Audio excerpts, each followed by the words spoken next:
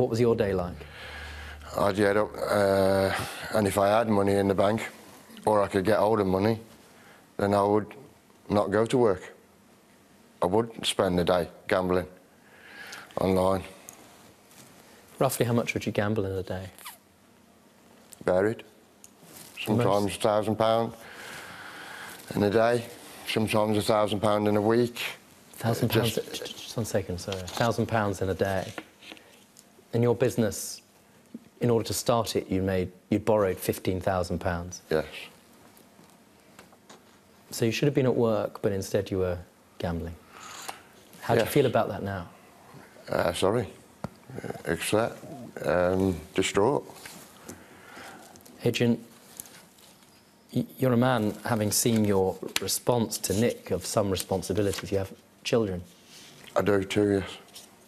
And how old are they? 8 and 16.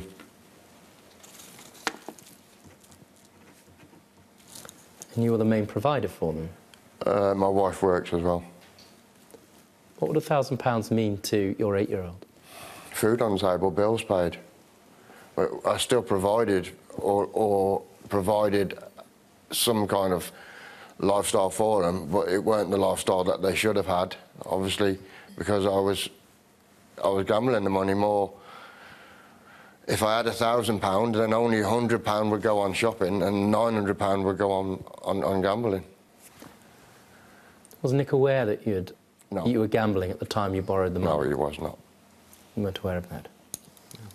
When you took the money from Nick, you had an addiction. I did have addiction, yes. You weren't in Gamblers Anonymous then? No. At the time you took the money, were you aware that there was a very strong possibility, I'm going to put that another way, there was a very good chance, the reality was you were going to use that money on gambling? No, I'd say.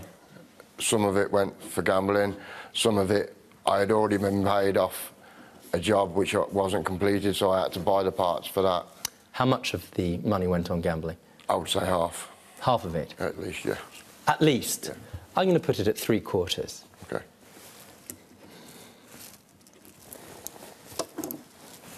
What have been the other consequences of your gambling addiction? I lost my wife, house, children, everything. Job, business. In the last 6 months, I've been back with my wife. And has that been part of the recovery process? Yes. Yes. How does it feel to make that admission? Nick, how does it feel to hear it? I've seen Adrian as a broken man on the 21st of April when he told me he wouldn't be able to pay me back, and he admitted that he had a gambling addiction. So it wasn't a nice sight to see. Tell me about that conversation. Adrian had asked me to go round to a house which was he was having to stay at because he'd broken his marriage with his wife. And when I went in, it wasn't a nice sight, to be honest with you. He was a broken man, and the money aspect, I just, I forgot all about that. I was just concerned about his welfare, to be honest with you.